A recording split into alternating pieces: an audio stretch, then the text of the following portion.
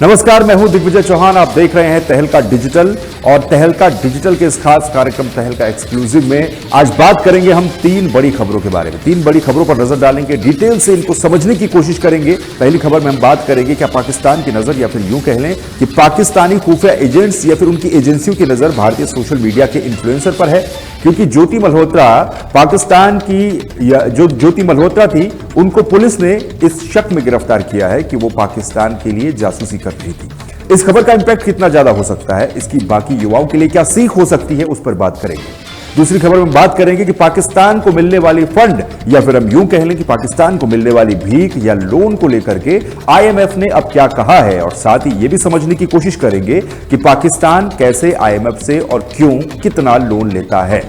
तीसरी खबर में बात होगी सेना के पराक्रम के एक और वीडियो के ऊपर, किस तरीके से भारतीय सेना ने अपना पराक्रम दिखाया था। तो चलिए अब सबसे पहले बात करेंगे ज्योति मल्होत्रा की। हिसार की यूट्यूबर ज्योति मल्होत्रा पाकिस्तान के लिए जासूसी के आरोप में गिरफ्तार हुई है। ज्योति ट्रेवल विद जो नाम से एक यूट्यूब चैनल चलाया करती थी, उस पर पाकिस्तान की सकारात्मक छवि दिखाने वाले वीडियोज को अपलोड करने का आरोप है। पुलिस ने ज्योति और उसके 5 साथियों को गिरफ्तार किया है। और इसके साथ ही आपको यह भी बता दूं कि जब से ज्योति की गिरफ्तारी हुई है तब से कई तरह के सवाल भी उठने लगे हैं। साथ ही ज्योति की गिरफ्तारी के बाद कुछ और सबूत भी हैं जिनको ढूंढने की कोशिश की जा रही है। इसके अलावा पुलिस की तरफ से भी प्रेस कॉन्फ्रेंस करके, जो एसपी के हिसार के एसपी है, उनकी तरफ से भी प्रेस कॉन्फ्रेंस करके कुछ जानकारियां दी गई हैं। पुलिस ने इसके साथ इनके 5 साथियों को गिरफ्तार किया है। हिसार की न्यू अग्रसेन कॉलोनी निवासी 33 साल की यूट्यूबर ज्योति मल्होत्रा की कहानी चौंकाने वाली है। एक साधारण मध्यम वर्गीय परिवार से ताल्लुक रखने वाली ज्योति लग्जरी जिंदगी जीने की ख्वाहिश ने क्या उसे कथित तौर पर देश विरोधी गतिविधियों की ओर उसे धकेल दिया। यह मैं इसलिए कह रहा हूं क्योंकि अभी ये सब आरोप है, हू नोज कि आगे क्या होगा। आरोप के आधार पर ही ज्योति की गिरफ्तारी हुई है। ज्योति अपने पिता हरीश मल्होत्रा के साथ एक 58 गज के मकान में रहती है। उसके पिता कारपेंटर हैं और मां से तलाक हो चुका है। ज्योति उनकी इकलौती संतान भी है। सोशल मीडिया पर भले ही वो बड़ी गाड़ियों को दिखाए, आलीशान जगहों पर घूमे, विदेशी यात्राओं में नजर आती हो, लेकिन उसके पारिवारिक हालत बेहद सामान्य ही है। 12वीं के बाद ज्योति ने नौकरी शुरू कर दी थी। 12वीं के बाद से ही उसने काम करना शुरू कर दिया था। सबसे पहले एक कोचिंग सेंटर में रिसेप्शनिस्ट की नौकरी की और इसके बाद एक निजी स्कूल में पढ़ाया। फिर हिसार के ही एक निजी ऑफिस में रिसेप्शनिस्ट के तौर पर उसने काम किया। जीवन में बड़ा बदलाव ज्योति के तब आया जब कोरोना काल आया, जब दिल्ली की नौकरी छोड़कर वो हिसार वापस लौट गई। यहीं से उसने सोशल मीडिया पर ट्रैवल वीडियोस या फिर यूं कह लें कि ट्रैवल व्लॉग्स बनाने शुरू किए। आपको याद होगा कोरोना के समय में जब लॉकडाउन लगा हुआ था तो उसके बाद बहुत से युवाओं की नौकरी चली गई थी और उसी दौरान जो यूट्यूब व्लॉग्स का ट्रेंड है वो काफी तेजी के साथ बढ़ा। धीरे धीरे उसे यूट्यूब और इंस्टाग्राम से कमाई होने लगी थी। पाकिस्तान से जुड़ी क्या कंट्रोवर्सी है वो जानते हैं। ज्योति ने ट्रैवल विद जो नाम से जो यूट्यूब चैनल शुरू किया था, जिसमें वो देश विदेश की यात्राओं से जुड़े अनुभवों को साझा करती थी। उसके यूट्यूब पर 3,77,000 के आसपास सब्सक्राइबर हैं और इंस्टाग्राम पर करीब 1,38,000 के आसपास फॉलोअर्स हैं। चैनल पर पाकिस्तान की सकारात्मक छवि दिखाने वाले वीडियोस भी अपलोड किए गए हैं, जो उसके चैनल पर अभी भी मौजूद है। सूत्रों के अनुसार ज्योति की मुलाकात दिल्ली स्थित पाकिस्तान के जो उच्चायोग के अधिकारी हैं एहसान उर रहीम उर्फ दानिश से हुई थी।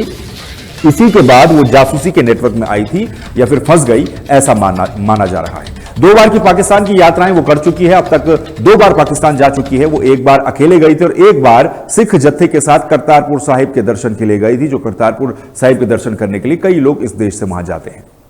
इसके अलावा वो Thailand, Dubai, Indonesia, Nepal, Bhutan, चीन और बांग्लादेश की भी यात्रा कर चुकी है। हिसार पुलिस ने ज्योति के अलावा उसके 5 साथियों को भी गिरफ्तार किया है। बताया यह जा रहा है कि इन सभी पर पाकिस्तान के लिए संवेदनशील सूचनाएं भेजने का आरोप लगा है। अब ज्योति के पिता का क्या कहना है, क्योंकि इस मामले में परिवार की क्या राय है, वो क्या कह रहे हैं, उस पर भी ध्यान दिया जाना चाहिए। आईबी के इनपुट के मुताबिक ज्योति ने अपने सोशल मीडिया चैनल के जरिए कश्मीर, पाकिस्तान और भारत पाकिस्तान क्रिकेट मुकाबलों से जुड़े कई सारे वीडियोस बनाए हैं, जिसमें सुरक्षा से जुड़ी संवेदनशील चीजें भी फिल्माई गई है। उनको भी उसने अपने वीडियो में शामिल किया है। ज्योति के पिता हरीश मल्होत्रा का यह कहना है कि उनकी बेटी पाकिस्तान जरूर गई थी, लेकिन उसने कोई भी गलत काम नहीं किया। उसे जानबूझकर फंसाया जा रहा है, ऐसा उसके पिता का कहना है। उन्होंने यह भी बताया कि उन्हें यूट्यूब से होने वाली कमाई के बारे में जानकारी तो नहीं है और बेटी की कमाई में कभी उन्होंने दखलंदाजी भी नहीं की है। अब क्योंकि यूट्यूबर जो यूट्यूब व्लॉग्स बनाते हैं उसमें ज्योति मल्होत्रा काफी प्रसिद्ध भी हो गई। ये अचानक से तब सुर्खियों में आ गई जब ये सब कुछ घटनाक्रम हुआ और उनका एक पुराना वीडियो सामने आया। इस वीडियो में ज्योति मल्होत्रा एक ऐसे पाकिस्तानी अफसर के साथ दिखाई दे रही है जिसे पहले ही संदिग्ध गतिविधियों के चलते निष्कासित किया जा चुका है।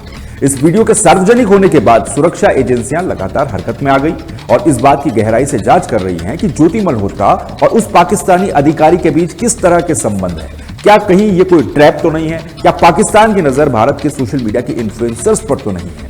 क्या ये सिर्फ एक सामान्य जान पहचान थी या फिर इसके पीछे कोई और गंभीर जासूसी का षड्यंत्र रचा गया है? एजेंसियां ये पता लगाने की कोशिश कर रही है कि क्या ज्योति मल्होत्रा ने अनजाने में या फिर जानबूझकर कोई संवेदनशील जानकारी तो साझा नहीं कर दी। इस घटना ने सोशल मीडिया प्लेटफॉर्म के इस्तेमाल को लेकर के भी अब चिंताएं बढ़ा दी। ये सवाल उठ रहे हैं कि कैसे ऑनलाइन माध्यम से लोग ऐसे तत्वों के संपर्क में आ सकते हैं जो राष्ट्रीय सुरक्षा के लिए खतरा पैदा कर सकते हैं। ज्योति मल्होत्रा का यह मामला एक चेतावनी के तौर पर भी देखा जा सकता है, जो कि ऑनलाइन गतिविधियों में सावधानी बरतने और अनजान लोगों से संपर्क में रहने के खतरे को दर्शाता है। फिलहाल इस मामले में जांच जारी है और सभी को नतीजों का इंतजार है। आपको यह भी बता दें कि एसपी हिसार के द्वारा प्रेस कॉन्फ्रेंस करके ज्योति के बारे में कुछ जानकारियां दी गई। उन्होंने क्या क्या कहा, पहले वो सुनिए। मॉडर्न वॉरफेयर है, it is not fought only on the border. तो एक नया जो मॉडस ऑपरेंडी जो एमओ हमें पता चला है कि जो पीआईओज हैं वो कुछ सोशल मीडिया इन्फ्लुएंसर्स को रिक्रूट करने की कोशिश कर रहे हैं और जहाँ पे वो अपने सॉफ्ट पुश के थ्रू अपने नैरेटिव चलाने की कोशिश कर रहे हैं। तो उसी क्रम में ये हमें सेंट्रल एजेंसी से इनपुट मिला था, उस पर हमने काम किया। तो ज्योति मल्होत्रा जो कि रेजिडेंट है हिसार की, उसको हमने अरेस्ट किया। तो she was in touch with PIOs and she had also visited Pakistan multiple times और she has also visited China once और उसे हमने परसों अरेस्ट किया है और उसकी हमने अभी 5 दिन की पुलिस रिमांड के लिए। तो उसमें जैसे उसकी पूछताछ चल रही है, जो इन्वेस्टिगेशन है वो चल रहा है अभी, और जो उसके फाइनेंशियल ट्रांजैक्शंस है उसको हम एनालाइज कर रहे हैं। जो भी उनके ट्रैवल डिटेल्स हैं, कहाँ कहाँ गए हैं, किस किस से मिले हैं, वो सब एनालाइज कर रहे हैं। We are in touch with central agencies और उनके कोऑर्डिनेशन के साथ हम इसको काफ़ी गंभीरता से इसकी हम अनुसंधान कर रहे हैं। During the conflict she was in touch with the पीआईओज, ठीक है। तो जो पर्सनल नॉन ग्रेटा जिसको डिक्लेयर कर दिया गया, ड्यूरिंग द कॉन्फ्लिक्ट वो she was in touch, but she did not have any direct access as such with any very important direct access नहीं था उसके पास किसी मिलिट्री या डिफेंस के इंफॉर्मेशन को लेके जो हम इस स्टेज पे कहीं कि उसने उसको दिया है। But definitely she was in touch with the पीआईओज और यहाँ के जो कुछ और भी जो अभी उसके हमने लैपटॉप और मोबाइल जो है वो हम उसको अभी सीज करने की कोशिश कर रहे हैं कहाँ पे है। वंस वी सीज इट और उसको हम फोरेंसिक एनालिसिस करेंगे तो उससे भी काफ़ी सारी चीज़ें क्लियर होंगी कि क्या क्या इन्फॉर्मेशन उन्होंने एक्सचेंज की है। सर इसके बैंक डिटेल वगैरह की सर मनी ट्रेल जो है, बिल्कुल। तो हमारे साइबर एंड जो फाइनेंशियल एक्सपर्ट्स हैं जो भी इन्वेस्टिगेशन के ऑल ऑफ मल्टीपल टीम्स लगे हुए हैं, फिर एनालाइजिंग एवरीथिंग, जो भी उनके फाइनेंशियल ट्रांजैक्शंस हैं, ट्रैवल डिटेल्स हैं और क्योंकि जो उसके ट्रैवल डिटेल्स है दैट डिफाइज उसके जो नॉन सोर्स ऑफ इनकम है उससे ज़्यादा है, तो वो कहाँ से उसके फंडिंग हो रही है नहीं। She was basically travel blogger, जो फ्रंट में जो है वो ट्रैवल ब्लॉगिंग कर रही थी, घूमती थी। और वो होता क्या है, जैसे यंग लोग हैं उनको पता नहीं होता कि क्या सही है क्या गलत है, तो शेयर्स, व्यूज़ और लाइक्स और उसके फॉलोअर्स के चक्कर में they follow into such trap और उनको ये नहीं पता होता कि उसके नेशनल इंटरनेशनल क्या रेमिफिकेशन है। तो आप लोग के माध्यम से मैं जो आज के जो यंग जनरेशन है उनको मैं रिक्वेस्ट भी करूँगा कि आप लोग जो है काफ़ी सावधानी पूर्वक लोगों से सोशल मीडिया पर इंटरेक्ट करें और ऐसी कोई भी चीज़ें जो देश विरोधी हो, चाहे देश के सिक्योरिटी को जो खतरा हो सके, तो ऐसा कोई कदम न उठाए जिससे कि ऐसी कोई नौबत आए। तो it is a very learning experience for all the. तो ज्योति की ये कहानी एक चेतावनी भी हो सकती है उन सभी इन्फ्लुएंसर के लिए जो कि विदेश की यात्रा करते हैं, ट्रैवल व्लॉग्स बनाते हैं, लेकिन जाने अनजाने में कई ऐसी चीजों को भी कैप्चर कर लेते हैं जो चीज सेंसिटिव हो सकती है। बहरहाल अब बात कर लेते हैं पाकिस्तान के और उसको मिलने वाले कर्जे को लेकर। भारत पाकिस्तान तनाव के बीच जब आईएमएफ ने पाकिस्तान को कर्जा देने की बात कही तो हर भारतीय के मन में सवाल था कि आखिर क्यों आईएमएफ के अंतर्राष्ट्रीय संस्थान होने के बावजूद भी पाकिस्तान जैसे देश को कर्जा दे रहा है। जो देश इस कर्जे का इस्तेमाल आतंकवाद को पालने में करने वाला है, दरअसल पाकिस्तान दुनिया का इंटरनेशनल भिखारी देश भी है। ऐसा कहेंगे तो उसमें कोई शक नहीं होगा। लेकिन अब पाकिस्तान के लिए एक चिंता की खबर है ऑपरेशन सिंदूर के तहत भारत से मिली करारी शिकस्त के बाद पाकिस्तान को एक और बड़ा झटका लगा है। इससे पाकिस्तान की मुश्किलें और भी ज्यादा बढ़ गई हैं। अंतर्राष्ट्रीय मुद्रा कोष यानी कि IMF ने पाकिस्तान के बेल आउट पैकेज की अगली किस्त जारी करने से पहले 11 नई सख्त शर्तें लगाई हैं। पहले से ही आर्थिक बदहाली से जूझ रहे पाकिस्तान के लिए इससे बड़ा संकट पैदा हो सकता है। साथ ही IMF ने साफ चेतावनी भी दी है कि अगर भारत के साथ ये तनाव पाकिस्तान का बढ़ता है तो उससे पाकिस्तान की आर्थिक स्थिरता, सुधार योजनाओं और वित्तीय लक्ष्यों को गंभीर खतरे में डाला जा सकता है। मीडिया रिपोर्ट्स के मुताबिक अंतर्राष्ट्रीय मुद्रा कोष यानी कि IMF ने अपने बेल आउट प्रोग्राम की अगली किस्त जारी करने के लिए पाकिस्तान पर 11 नई शर्तें लगाई हैं। साथ ही IMF ने चेतावनी भी दी है कि भारत के साथ तनाव से योजना के राजकोषीय, बाह्य यानी कि एक्सटर्नल और सुधार लक्ष्यों के लिए जोखिम बढ़ सकता है। पाकिस्तान पर लगाई गई नई शर्तों में 17.6 ट्रिलियन रुपए के नए बजट को संसद की मंजूरी मिली। इसके बिजली बिल पर लोन के सर्विस चार्ज में वृद्धि और 3 साल से ज्यादा पुरानी कारों के आयात पर प्रतिबंध हटाना भी शामिल है। एक्सप्रेस ट्रिब्यून अखबार ने यह कहा है कि IMF के द्वारा शनिवार को जारी की गई स्टाफ लेवल रिपोर्ट में यह भी कहा गया है कि भारत और पाकिस्तान के बीच बढ़ते तनाव यदि इसी तरीके से जारी रहते हैं तो पाकिस्तान के इन तमाम चीजों पर असर पड़ सकता है। इस रिपोर्ट में यह भी कहा गया पिछले 2 सप्ताह में भारत और पाकिस्तान के बीच तनाव काफी ज्यादा बढ़ गया है, लेकिन अब तक बाजार की प्रतिक्रिया मामूली रही है। हालांकि शेयर बाजार का जो अधिकांश लाभ था उसको बरकरार रखने में बाजार कामयाब रहा है और स्प्रेड में मामूली सी वृद्धि हुई है। IMF रिपोर्ट में अगले फाइनेंशियल ईयर के लिए रक्षा बजट यानी कि डिफेंस बजट, पाकिस्तान की मैं बात कर रहा हूं, 2.414 ट्रिलियन रुपए बताया गया है, जो कि 252 बिलियन रुपए या 12% ज्यादा है। IMF के अनुमान की तुलना में सरकार ने इस महीने की शुरुआत में भारत के साथ टकराव के बाद 2.5 ट्रिलियन रुपए या फिर 18% ज्यादा बजट आवंटित करने का संकेत भी दिया है। आपको यह भी बता दूं कि IMF और पाकिस्तान का रिश्ता कैसा रहा है। पाकिस्तान लगातार अंतर्राष्ट्रीय मुद्रा कोष यानी कि IMF से कर्ज लेता रहा है। मई 2025 तक पाकिस्तान ने IMF से 24 बार, आप सोचिए 24 बार कर्ज ले लिया है। हाल ही में मई 2025 में भी अभी कुछ ही दिन पहले IMF ने पाकिस्तान के लिए 1 बिलियन अमेरिकी डॉलर की एक और किस्त को मंजूरी दी है, जो कि उसके 7 बिलियन अमेरिकी डॉलर के विस्तारित कोष सुविधा यानी कि एक्सटेंडेड फंड फैसिलिटी यानी कि EFF कार्यक्रम का हिस्सा है। इसके अतिरिक्त IMF ने जलवायु परिवर्तन से संबंधित चुनौतियों से निपटने में भी पाकिस्तान के लिए मदद के लिए 1.4 बिलियन अमेरिकी डॉलर की एक और सुविधा प्रदान की है। इस प्रकार हालिया किस्त और नई सुविधाओं को मिलाकर के पाकिस्तान को IMF से 2.4 बिलियन अमेरिकी डॉलर की वित्तीय सहायता प्राप्त हुई है। अब पाकिस्तान के द्वारा IMF से कर्जा लेने के मुख्य कारण क्या हैं, वो भी समझना बहुत जरूरी है। एक तो भुगतान संकट, जिसे हम बैलेंस ऑफ पेमेंट क्राइसिस कहते हैं। पाकिस्तान अक्सर अपनी आयात बिलों का भुगतान करने के लिए और विदेशी मुद्रा भंडार को बनाए रखने के लिए पर्याप्त विदेशी मुद्रा अर्जित करने में कठिनाइयों का सामना करता रहा है। इससे भुगतान संतुलन का संकट पैदा होता है, जिसके कारण उसे IMF से मदद लेनी पड़ती है। दूसरा कारण जो है वो वित्तीय घाटा है, जिसे हम फिजिकल डेफिसिट कहते हैं इकोनॉमिक्स की भाषा में। पाकिस्तान का सरकारी खर्च अक्सर उसकी आय से अधिक होता है, यानी कि खर्चा ज्यादा है लेकिन पाकिस्तान में सरकार की इनकम काफी कम है, जिससे वित्तीय घाटा बढ़ता है। इस घाटे को पूरा करने के लिए सरकार को कर्जा लेना पड़ता है, जिसमें भी IMF एक प्रमुख स्रोत है, यानी कि IMF से वहां पर भी कर्जा आता है। तीसरा कारण है आर्थिक कमजोरी, या फिर जिसे हम ये कह लें कि कमजोर आर्थिक विकास, वीक इकोनॉमिक ग्रोथ। पाकिस्तान की अर्थव्यवस्था में लगातार स्थिरता और मजबूत विकास की कमी हमेशा से ही रही है। संरचनात्मक सुधारों यानी कि इंफ्रास्ट्रक्चर जो होता है उसके सुधार में कमी, खराब शासन और नीतिगत असंगति के कारण आर्थिक विकास पाकिस्तान का धीमा रहा है लंबे समय से, जिससे वित्तीय दबाव और ज्यादा बढ़ा है और IMF की आवश्यकता यहां पर फिर से महसूस होती है। चौथा कारण क्या है? उच्च मुद्रास्फीति यानी कि हाई इन्फ्लेशन जिसे कहते हैं। पाकिस्तान में अक्सर उच्च मुद्रास्फीति की समस्या बनी रहती है, जिससे लोगों की क्रय शक्ति कम हो जाती है, यानी कि लोगों के पास सामान को या फिर किसी भी प्रोडक्ट को खरीदने के पैसे नहीं है, उनकी क्षमता नहीं है। इससे आर्थिक अस्थिरता बढ़ जाती है और IMF से कर्जा लेकर के पाकिस्तान की सरकार मुद्रास्फीति को नियंत्रित करने के प्रयास करती है। विदेशी मुद्रा भंडार में कमी यानी कि जो फॉरेन एक्सचेंज रिजर्व है पाकिस्तान के, वो भी काफी कम है। जब पाकिस्तान का विदेशी मुद्रा भंडार खतरनाक स्तर तक गिर जाता है तो वो आयात के लिए भुगतान करने और अपने बाहरी ऋण दायित्वों को पूरा करने में असमर्थ हो जाता है, यानी कि लोन चुकाने में असमर्थ हो जाता है। इस स्थिति में IMF से कर्जा लेकर के एक तत्कालीन उपाय होता है, जिसको यूज किया जाता है, फिर लोन लिया जाता है IMF से।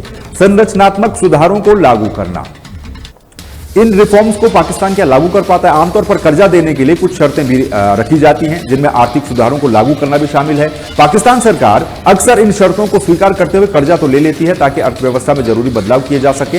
हालांकि इन सुधारों को लागू करना चुनौतीपूर्ण पाकिस्तान में साबित होता है। अंतर्राष्ट्रीय विश्वसनीयता, जिसे इंटरनेशनल क्रेडिबिलिटी कहती हैं, आईएमएफ से कर्जा मिलने से पाकिस्तान के अंतर्राष्ट्रीय वित्तीय संस्थानों और अन्य देशों में विश्वसनीयता बढ़ती है कि हमने लोन लिया है उसको हम चुका भी देंगे, जिससे उसे अन्य स्रोतों से भी वित्तीय सहायता प्राप्त करने में मदद मिल सकती है। यानी कि कई देश इसी के चलते पाकिस्तान को लोन देते फिर रहे हैं। हालांकि पाकिस्तान का आईएमएफ से बार बार कर्जा लेना उसकी दीर्घकालिक यानी लॉन्ग टर्म आर्थिक समस्याओं का अस्थायी समाधान कभी भी नहीं हो सकता है। विशेषज्ञ ये भी मानते हैं कि पाकिस्तान को अपनी अर्थव्यवस्था में गहरे संरचनात्मक सुधार करने, राजस्व बढ़ाने, निर्यात को बढ़ावा देने और वित्तीय अनुशासन स्थापित करने की आवश्यकता है, ताकि आईएमएफ पर वो अपनी निर्भरता को, डिपेंडेंसी को कम कर सके। लेकिन अब सवाल यहां पर यह उठता है, ये सब बातें मैंने आपको इसलिए बताई हैं, सवाल अब यहां यह उठता है कि पाकिस्तान जो कर्जा लेता भी है उसका इस्तेमाल आखिर करता कहां है? क्या उसे जो कर्जा जलवायु परिवर्तन के लिए मिला है उसका इस्तेमाल वो वहीं पर कर रहा है, जलवायु परिवर्तन में ही कर रहा है, या फिर कहीं और तो नहीं करना है? कहीं और से मेरा मतलब यह है कि आतंकी जो कैंप है उनको बढ़ावा देने के लिए, उनका खर्चा देने के लिए, उनको फैसिलिटेट करने के लिए तो उस रुपए का इस्तेमाल नहीं कर रहा है। तो ये तमाम बातें हैं, आपने डिटेल से समझा किस तरीके से पाकिस्तान आईएमएफ से लोन लेता है, क्यों लेता है, उसके क्या कारण है और उस लोन के बाद पाकिस्तान की स्थिति कैसी हो जाती है। अब अगली खबर में हम बात करेंगे भारतीय सेना की, भारतीय सेना के शौर्य की और भारतीय सेना के पराक्रम की। हर बार देश का सीना चौड़ा कर देने वाली हमारी भारतीय सेना ने एक बार फिर से ये बताया है कि कैसे हमने पाकिस्तान के होश ठिकाने लगा दिए। दरअसल सेना का एक और वीडियो सामने आया है, लेकिन इस वीडियो पर आने से पहले हम ये भी समझना चाहिए कि कैसे ऑपरेशन सिंदूर के बाद या फिर ऑपरेशन सिंदूर के बाद हुए जो पाकिस्तान पर जवाबी कार्रवाई थी उसमें हमारी सेना ने हर मोर्चे पर पाकिस्तान को खूब पछाड़ा है। दोनों देशों में अंतर यहीं पर साफ तौर पर दिखता है कि भारतीय सेना की कार्रवाई का एक के बाद एक कई सबूत आपके सामने हैं, चाहे वो सैटेलाइट इमेज हो या फिर भारतीय सेना जिस तरीके से वीडियो जारी कर रही है वो, जबकि पाकिस्तान में सोशल मीडिया पर वायरल खबरों को आधार बनाकर ही खुद को जीता हुआ माना जा रहा है। सवाल यहां सिर्फ जीत हार का नहीं है, बल्कि प्रोफेशनल और अनप्रोफेशनल होने का भी है। जहां पाकिस्तान आर्मी एक के बाद एक कई प्रेस कॉन्फ्रेंस करने के बाद भी कोई ठोस जानकारी, कोई ठोस सबूत सामने नहीं रख पा रही है जिस पर विश्वास किया जाए, वहीं दूसरी तरफ भारतीय सेना वक्त पर वीडियो रिलीज करके खुद के शौर्य का आईना दिखा रही है। अब एक बार फिर से आज आपको वो वीडियो भी दिखाएंगे जो भारतीय सेना ने जारी किया है। दरअसल ये वीडियो भारतीय सेना की वेस्टर्न कमांड की तरफ से जारी किया गया है। इसमें दिख रहा है कि कैसे 9 मई की रात को भारतीय सेना ने पाकिस्तान की नापाक हरकतों का मुंह तोड़ जवाब दिया है।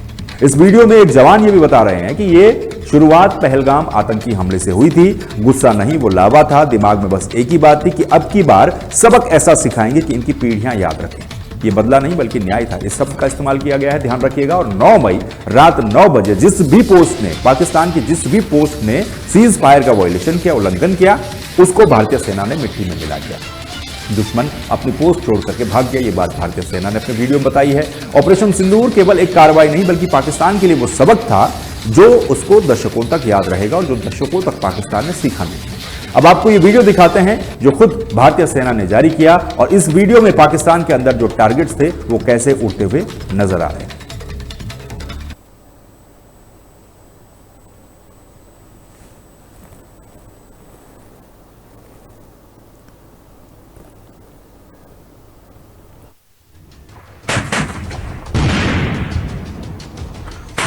मई रात को तकरीबन 9 बजे जिस भी दुश्मन की पोस्ट ने युद्ध विराम का उल्लंघन किया, उन सभी पोस्टों को भारतीय सेना ने मिट्टी में मिला दिया। दुश्मन अपनी पोस्ट छोड़ भागता नजर आया। ऑप सिंदूर केवल एक कार्रवाई नहीं, पाकिस्तान के लिए वो सबक था जो उसने दशकों से नहीं सीखा।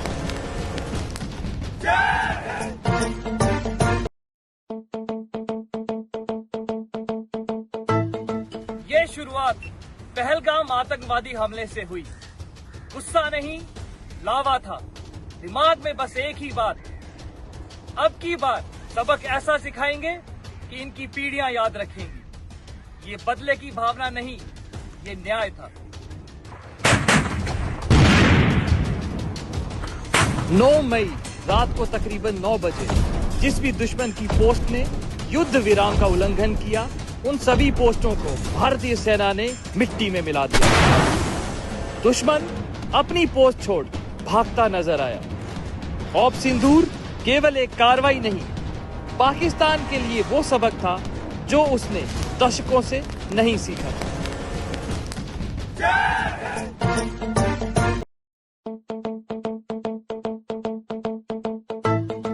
ये शुरुआत पहलगाम आतंकवादी हमले से हुई।